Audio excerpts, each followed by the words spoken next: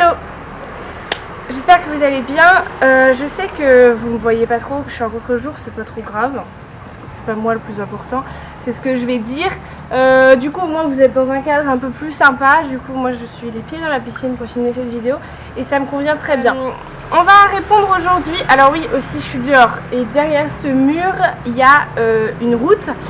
On est dimanche, donc c'est-à-dire que ça circule pas trop mal et je vous avouerai que c'est possible qu'il y ait du bruit, donc je vais essayer de parler assez fort pour que vous m'entendiez.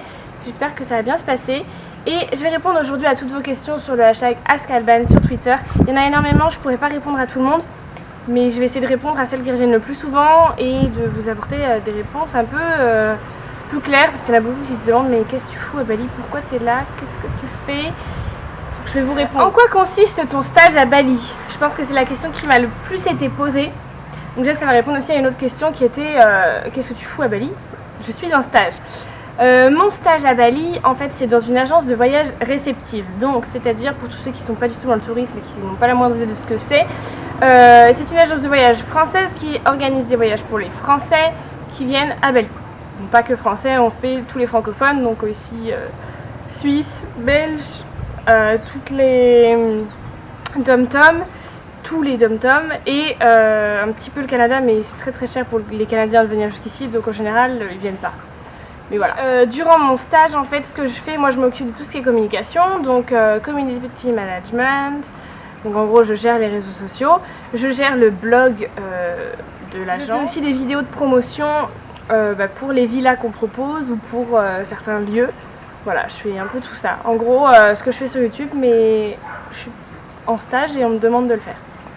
C'est pas trop mal. C'est plutôt pas mal. Est-ce que tu t'habitues bien à la vie balinaise, les différentes coutumes, etc. Tu n'as pas le mal du pays ou quelque chose qui te manque vraiment? Alors, je suis là depuis 2 semaines, donc le mal du pays, clairement, non, pas du tout. Quand j'étais en Allemagne, le mal du pays est arrivé au bout de 8 mois. Donc on verra, sachant que je reste que 6 mois, il y a de grandes chances pour que j'ai pas du tout le mal du pays. Et ça m'étonne pas, parce que je suis pas faite pour être en France. La seule chose qui me manque, à la limite, je dirais, c'est du fromage. Mais voilà, enfin si, c'est plus la bouffe quoi, mais ça partout à l'étranger de toute façon, s'il y a bien un truc qu'on sait faire en France, c'est la bouffe, et du coup moi qui suis une grosse bouffe, bah ça me manque. C'est le seul truc je dirais qui me manque vraiment, le reste non. Est-ce que je m'habitue bien? Oui, parce que la vie ici est beaucoup plus simple, les gens se prennent pas la tête, les gens sont ouverts, sont gentils, sont agréables, c'est pas la France. Et je pense qu'il faut être vraiment très très compliqué pour ne pas s'habituer à la vie ici, puisque tout est simple. Tout est autorisé, il n'y a pas de limite, enfin, je veux dire, tout est simple, tout est... Quand on dit que Bali c'est le paradis, c'est vraiment ça. Tout est bien, voilà. Il n'y a pas de... Donc ouais, je m'habitue bien à les différentes coutumes. Ouais, enfin, ils sont très très religieux ici. Donc il faut savoir que Bali c'est une île d'Indonésie. L'Indonésie est le pays le plus musulman au monde. C'est le plus gros pays musulman au monde.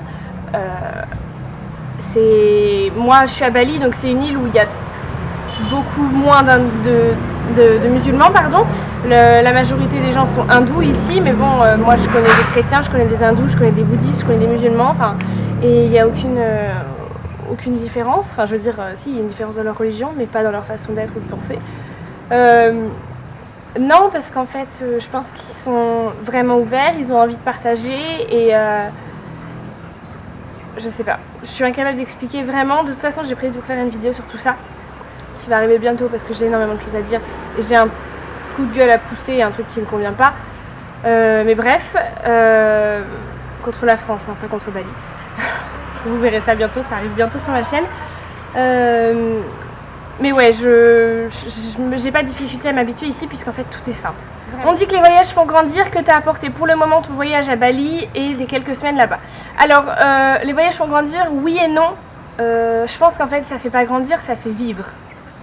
Je pense que c'est le fait de sortir de sa zone de confort. Alors je parle de voyage comme je le fais, pas spécialement de voyage. Pour moi, partir en vacances dans un club med, même au bout du monde, c'est pas un voyage. Après c'est une définition personnelle, mais je parle de voyage soit en backpackers ou soit le fait de vivre vraiment et de s'imprégner à la vie locale. Ça c'est ce qui m'intéresse le plus dans les voyages et je dis pas que ça fait grandir, en fait ça fait vivre. Ça me fait, je me suis déjà fait la réflexion quand j'étais en Angleterre, en Allemagne ou en Thaïlande ou ici. En fait ça permet juste de se rendre compte de qui on est vraiment, de ce qu'on veut faire, de ce qu'on veut être. et de se dire merde, je suis vivante. Chose que je me suis jamais dite en France. Quels sont tes projets futurs et est-ce que Bali a changé quelque chose dans ses projets? Cette question est assez impressionnante parce que c'est exactement la vérité en fait. Enfin, ça veut rien dire cette phrase. Je veux dire, t'as tapé dans le mille quoi. En fait, Bali m'a permis de me rendre compte. J'arrive pas à parler. Désolée, mais à parler anglais et indonésien toute la journée, je n'arrive plus à parler français, je crois. Une honte. Bali m'a permis de me rendre compte, ça c'était bon, que en fait, les projets que j'avais en France, c'était pas ce que je voulais vraiment vivre. En fait, ça m'a permis de me rendre compte qu'en France, on me demandait quels étaient mes projets. Je disais que je voulais finir mes études, rencontrer quelqu'un, me fiancer, me marier, avoir des enfants. Voilà. Et avoir un job qui me convenait et qui me permettait de gagner de l'argent. En fait, j'avais un schéma de vie qui était assez français et qui n'est pas du tout celui que j'ai en réalité. Et j'ai jamais vraiment osé aller au bout de ce que moi je voulais parce que j'avais peur, parce que c'était en dehors de la norme, parce que ça me demandait de sortir de ma zone de confort et que ça me demandait de ne plus être vraiment très française et de penser à autre chose et de penser comme un étranger, comme un voyageur. Et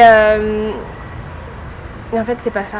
Ces projets de village, je les ai quand je vis en France parce que je suis pas heureuse en France et que c'est pas ça ma vie et que du coup j'ai l'impression en fait tout le monde me disait t'es jeune, pourquoi tu parles déjà de vouloir te marier et d'avoir des enfants?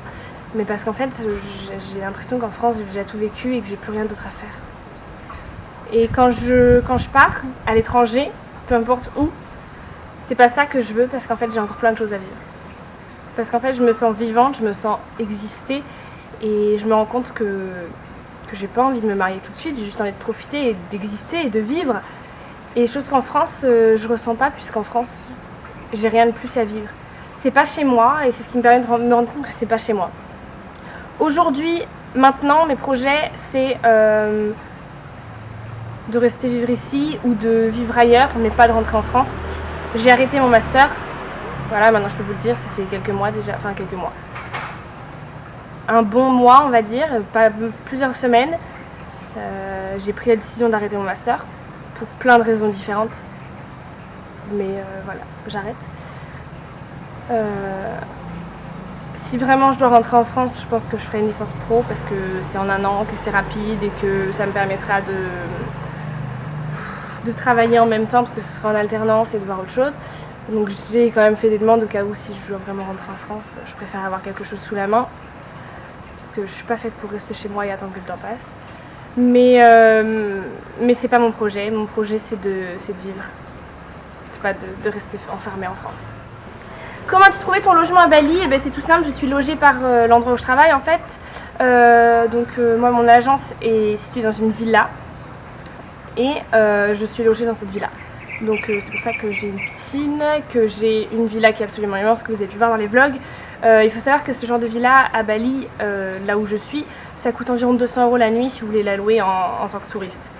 Donc clairement j'aurais jamais pu me permettre quelque chose comme ça. Hein. Parce qu'à Bali la vie n'est pas chère sauf le logement. L'hébergement c'est le plus cher. Mais après, non j'aurais pas pu me permettre de vivre dans un endroit comme celui-ci. Mais c'est pas mal quoi. C'est pas trop mal. Je suis plutôt contente. Des conseils pour économiser et pouvoir faire des voyages. J'ai pas vraiment de conseils à donner en fait. Il faut juste se donner les moyens de réaliser ses rêves. Si vous avez envie de voyager, si c'est ça que vous avez envie de faire, trouvez les moyens de le faire. Travaillez. On s'en fout de travailler à l'intérim, de faire du ménage, de faire du boulot à la chaîne, des trucs horribles. J'allais dire on en a tous fait, c'est pas vrai. Beaucoup de gens en ont fait, moi j'en ai fait, et en fait je m'en fous quoi.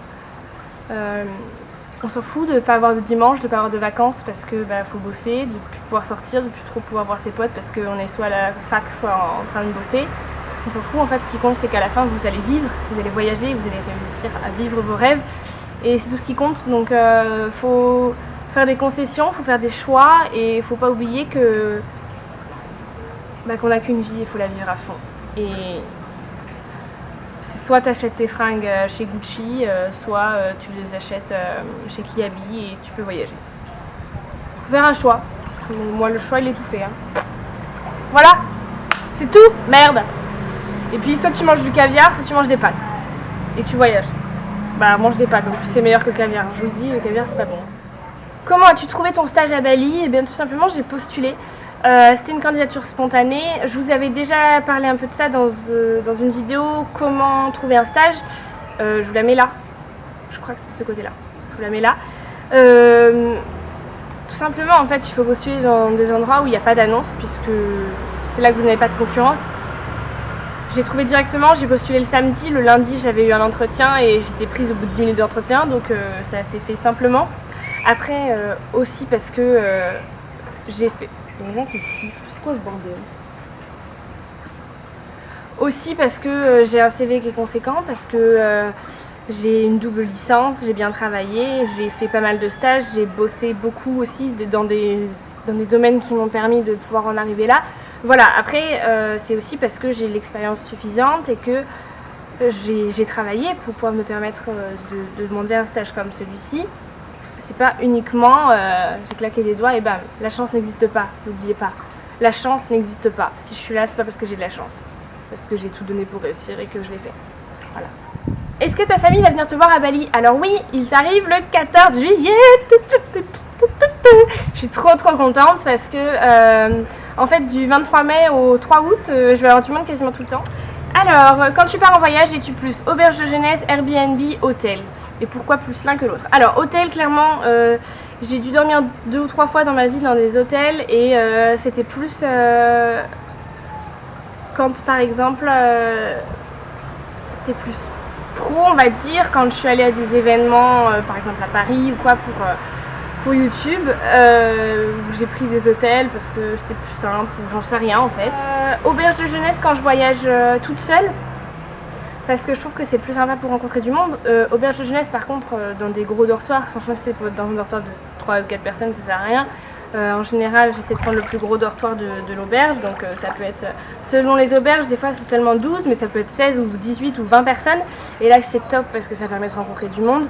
À Londres c'est ce que j'avais fait, en Thaïlande c'est ce que j'ai fait aussi, c'est là qu'on rencontre du monde et que c'est plus cool quoi. Donc auberge carrément. Et après si je pars en vacances par exemple avec d'autres gens, enfin si je dois partir avec une copine ou quoi, plus Airbnb, ça m'est arrivé plusieurs fois. C'est clair que c'est cool Airbnb parce que ça permet d'être chez soi mais ailleurs quoi. Et ouais non, je dirais plus Airbnb à la limite pour si je suis pas toute seule et que j'ai un programme et que du coup j'ai pas trop le temps de rencontrer du monde quoi. Mais après franchement je sais pas trop en fait, ça dépend plus de la destination, de ce que je vais faire, avec qui je pars et de tout ça. Il y a des gens qui partiront pas en auberge donc clairement ce sera Airbnb. Il y a des gens qui... J'en sais rien, en fait ça dépend plus des conditions, de tout ce qu'il y a autour quoi. Est-ce que si on me propose un CDI à Bali, t'acceptes? Clairement oui, j'hésite pas 3 minutes. Je suis déjà en train de me renseigner, de regarder si je pourrais rester ici. J'ai regardé pour les visas etc parce que c'est vraiment plus compliqué. Venir à Bali quelques mois c'est pas un problème, pour y vivre définitivement et être expatrié c'est assez compliqué, enfin en Indonésie. Mais c'est faisable et je suis en train de me renseigner, même si ça fait que 2 semaines que je suis ici, je commence déjà à me renseigner. Un CDI, je pense pas qu'on m'en propose un dans cette boîte-là, je suis quasiment sûre que non, je pense que c'est pas quelque chose qui se fera derrière, même si j'aurais beaucoup aimé. Mais il est possible de trouver autre chose, à voir. Franchement à voir, mais c'est faisable quoi. J'y crois. Tant qu'on y croit, tout va bien. Niveau santé, t'es assuré par ton employeur ou t'as dû souscrire à une assurance voyage? Alors, ni l'un ni l'autre. En fait, ici, je suis pas employée, je suis en stage, donc non, il n'y a pas d'assurance santé quand on est en stage. Enfin, en tout cas, pas que je sache. J'ai pas souscrit à une assurance voyage non plus, j'ai tout simplement pris 2 choses. Alors j'ai ma sécurité sociale, donc moi j'ai une sécu étudiante, je suis à la SMEBA pour être, voilà. J'ai pris la mutuelle à l'étranger qui va avec, donc je crois que c'est 34 € par mois. Alors ça dépend, quand j'étais en Allemagne c'était 26 € par mois je crois parce que c'était dans l'Union Européenne et 34 quand c'est hors Union, je crois que c'est un truc comme ça. Donc bref, j'ai pris ça puisqu'en fait ça me permet, ça couvre tous mes frais médicaux et si besoin de rapatriement ou si besoin qu'un membre de ma famille vienne, ça couvre aussi les frais. Donc c'est quand même pas négligeable si vraiment j'ai un gros souci. faut pas envisager le pire, mais on sait jamais. Hein. Tomber en scooter, ça m'est déjà arrivé, j'ai rien eu, mais ça pourrait être pire. Et si je dois être hospitalisée ou quoi, franchement, vu le prix d'une chambre d'hôpital, on n'a pas envie de le payer, donc on est bien content d'avoir payé les 34 € par mois. Voilà, c'est quelque chose que vraiment vous pouvez pas négliger si vous vivez à l'étranger, peu importe où, même en Allemagne, même juste à côté de la France. Ma copine Margot, elle s'est fait opérer de l'appendicite en Allemagne. Je vous assure qu'elle était contente d'avoir souscrit à sa mutuelle étrangère, parce que sinon, vous n'imaginez même pas le prix que ça peut coûter. Enfin, les soins médicaux, on se rend pas compte du prix que ça peut coûter, parce qu'en France, on est dans un pays où on ne paye rien. Enfin, on paye juste la sécu tous les mois, mais je veux dire, ça coûte rien. On se rend pas compte que 10 ou 15 000 € en frais médicaux, c'est rien, en fait. Enfin, tu tombes de scout, tu vas à l'hôpital, tu as une jambe cassée, tu dois te faire opérer. Tu te rends pas compte du prix, quoi. Mais franchement, c'est peut-être un prix que tu gagneras, enfin une somme que tu gagneras jamais dans toute ta vie. Donc je te souhaite d'avoir payé une mutuelle, quoi. Et donc sinon, donc j'ai la mutuelle pour tout ce qui est santé. Et pour le reste des assurances, j'ai mon assurance en France, en fait. Bon, alors je vous avoue que j'ai beaucoup de chance, parce qu'en fait c'est l'assurance de mes parents. Je suis encore sous l'assurance de mes parents depuis que je suis partie, en fait. Enfin, depuis que j'ai 18 ans, que j'ai pris mon appart, j'ai toujours gardé l'assurance de mes parents. Ils continuent de me prendre avec eux. Donc j'ai pas mal de chance là-dessus. Parce que je crois qu'en fait c'est parce que je suis étudiante, du coup c'est plus ça. Enfin bref, je sais pas quoi, bref, je m'occupe pas de ça, du coup c'est mes parents qui s'en occupent, mais je vais pas me plaindre.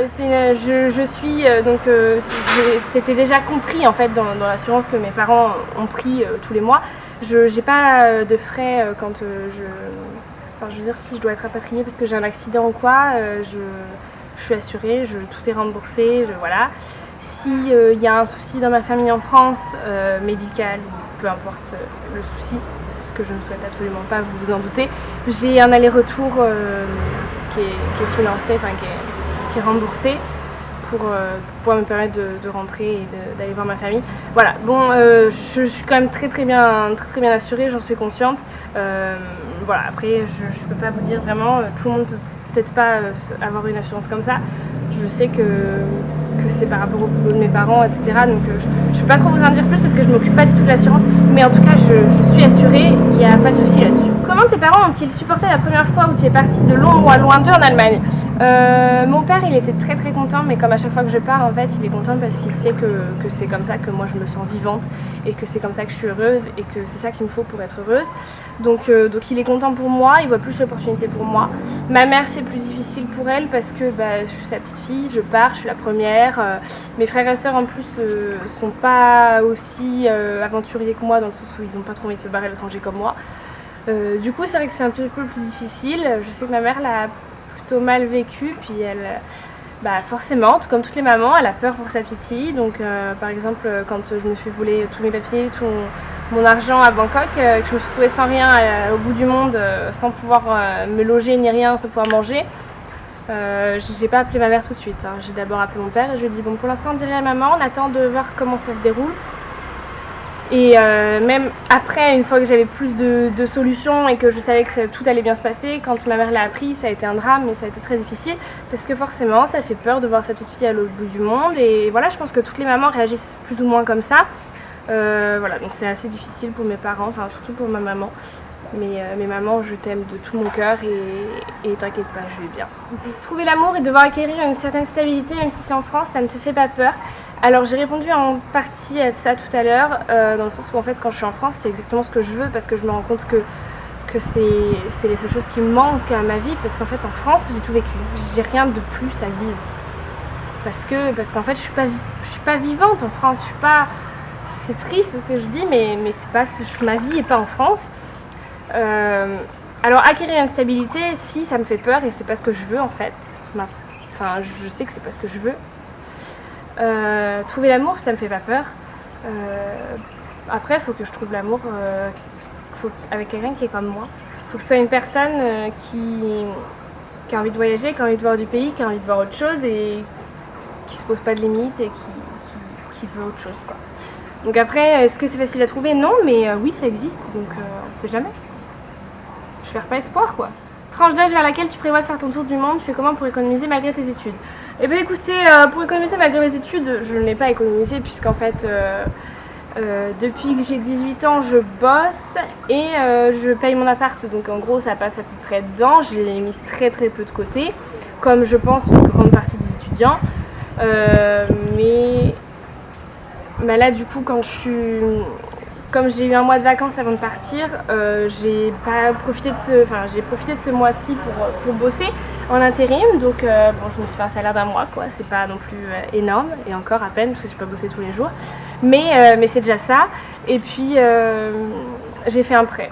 J'ai fait un emprunt parce que je pouvais pas me permettre de payer ce voyage et que en fait c'est tout ce qui compte, quoi. Je m'en fous d'être endettée sur les années à venir, mais au moins je vis ma vie, quoi. Je préfère être endettée pour vivre plutôt que crever en France, quoi. Enfin, franchement, voilà. Donc c'est un choix, c'est pas facile, mais voilà. Après ici je continue de mettre de côté, pour être honnête, même si je sais qu'il y en a beaucoup à qui ça pose problème que je parle d'argent, mais parce qu'en France vous avez un vrai problème avec les tabous et l'argent. Merde, l'argent c'est un truc que... Enfin, merde, quoi. Je vois pas pourquoi c'est tabou, mais bref. Mon emprunt, clairement, pour l'instant j'y ai pas touché. Enfin, de ce que j'avais prévu, j'aurais dû toucher à plus de la moitié déjà, et j'y ai pas touché. Enfin, quasiment pas. Il me reste énormément par rapport à ce qui devrait me rester. Parce que je gère bien, parce que je me démerde pour financer un maximum de choses différemment, parce que j'ai bossé, donc j'avais quand même de l'argent de côté. Enfin, voilà, j'essaie de garder un maximum d'argent de côté toujours, de vivre le moins cher possible. Ici, je mange pour 50 centimes, alors que je pourrais me permettre... Si je mangeais comme les autres Français que j'ai rencontrés, franchement, je me ferais des repas à 8-10 euros, quoi. J'irais dans les restaurants de luxe ici, donc à 8-10 euros. Mais moi, je mange pour 50 centimes parce que je mange comme les locaux et que je me fais pas chier et que merde, quoi. Ma vie, c'est pas de bouffer, c'est pas de sortir, c'est pas d'aller en boîte. Enfin, en France, si, parce qu'il y a que ça à faire. Mais ici, non, c'est autre chose. Et du coup, je fais des choses qui me coûtent rien, mais qui me rendent heureuse, et voilà. Après, le tour du monde, si je le fais, je pense que j'aimerais beaucoup faire de l'humanitaire. Je sais pas si je le ferais comme je l'avais prévu, en fait. Je suis en train de me poser de plus en plus de questions. J'avais toujours dit que je ferais mon tour du monde en sac à dos sur un an. Aujourd'hui, je sais pas si je ferai ça. Je pense que je vais faire un tour du monde qui va durer une vie, et que ce sera 6 mois par-ci, 3 mois par-là, 5 mois par-là, voilà. Comme ce que je suis en train de faire là, c'est un début. Je pense que ça va être ça, plus qu'un tour du monde, voilà. Donc voilà, merde, quoi. J'ai rencontré les bonnes personnes qui m'ont permis de me rendre compte que c'était ça que je voulais, et que ce que eux ils sont en train de vivre, je veux vivre la même chose. Et je sais qu'en tant que Français, vous allez me dire non mais Alban, arrête de rêver, ça n'existe pas, ça. Mais en fait, vous avez rien compris. Donc, bref, je vous en parlerai dans la prochaine vidéo qui arrive bientôt, parce que j'ai tellement de choses à vous dire. Quels sont tes projets après l'obtention de ton master? Ça te dépend sur quoi particulièrement? J'arrête mon master parce que le master ça ne sert à rien, les études ne servent à rien, le diplôme ne sert à rien. Enfin si, en France ça sert à quelque chose, mais comme j'ai pas envie de vivre en France, ça me sert à rien. Il n'y a qu'en France où on vit que par les diplômes. Il faut savoir que moi j'ai quand même une double licence que j'ai obtenue avec mention, que voilà, c'est un truc, on est très très peu à avoir cette licence en France, ça devrait être quelque chose d'excellence entre guillemets, et ça ne m'apporte rien. Donc je vois pas pourquoi je me ferais chier à obtenir un master, aller en cours alors que ça m'intéresse pas et que c'est pas ça que j'ai envie de vivre, pour avoir un diplôme qui derrière me permettra seulement d'être derrière un bureau. Super, quoi. Donc, vraiment la vie, waouh, on a tous envie de la vivre, hein. Donc voilà, donc ça ne m'intéresse pas, donc j'arrête. Et puis voilà, ça n'apporte rien. Voilà. Je suis en train de faire réfléchir une tonne de personnes derrière votre écran. Et je suis désolée si je vous fais changer de vie, mais non, en fait je suis pas désolée, je suis de rien. De rien. Vraiment, je suis contente de pouvoir vous faire changer d'avis sur beaucoup de choses. J'espère que ça le fait. J'espère que c'est ce que je fais. Comptes-tu apprendre la langue du pays? Oui, alors j'ai déjà commencé. Alors forcément tous les jours j'en entends, donc j'apprends.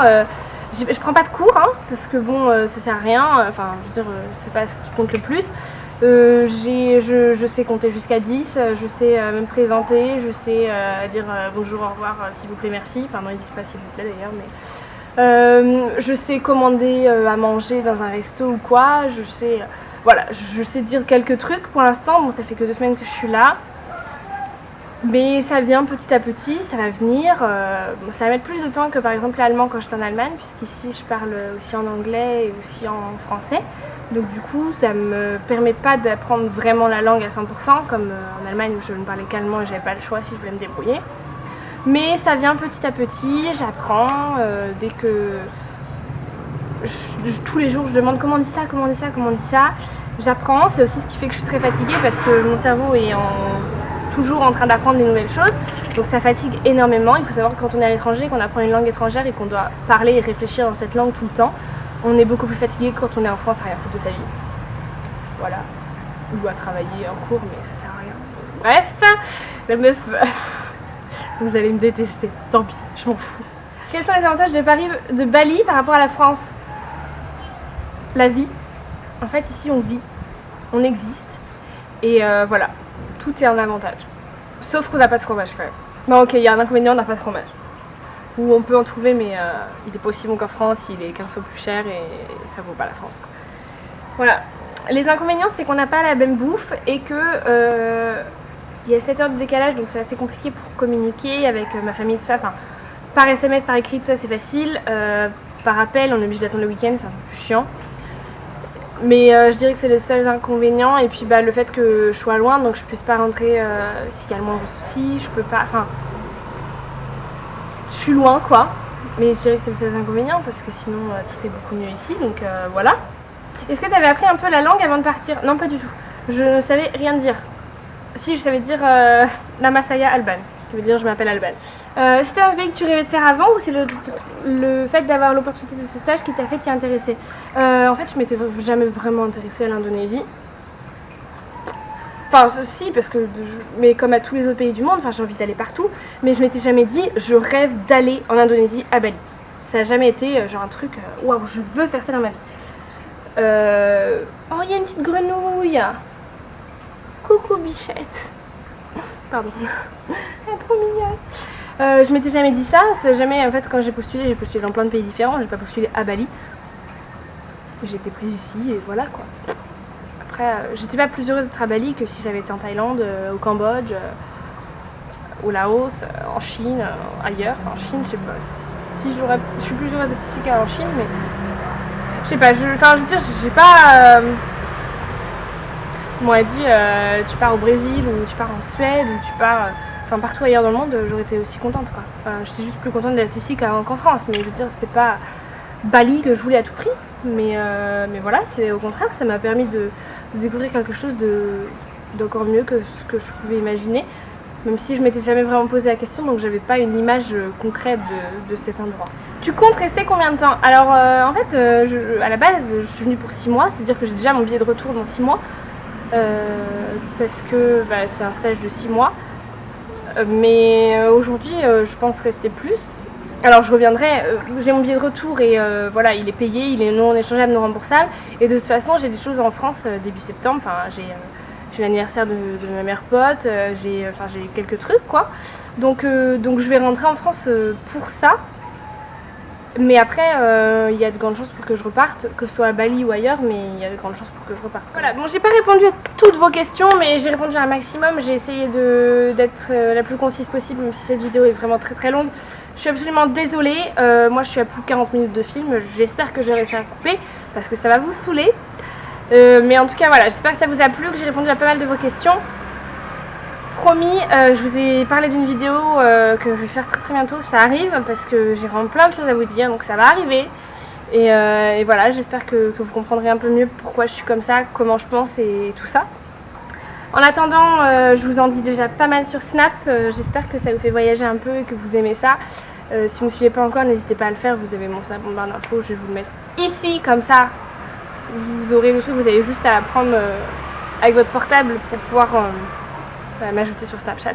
Je vous emmène avec moi partout où je vais, je vous explique un maximum de choses. Je vous parle un peu des coutumes, des choses qui ne sont pas comme en France, hein. Je vous parle d'un maximum de choses sans pour autant faire des daily vlogs parce que c'est pas intéressant et que voilà, mais du coup sur Snap c'est plus simple. J'espère que ça vous plaît, j'espère que cette vidéo vous a plu, j'attends vos commentaires. Si vous avez d'autres questions auxquelles j'ai pas répondu, que vous voulez absolument une réponse, n'hésitez pas à me les poser, je répondrai en commentaire. Je vous fais de très gros bisous et je vous retrouve bientôt dans une prochaine vidéo. Ciao!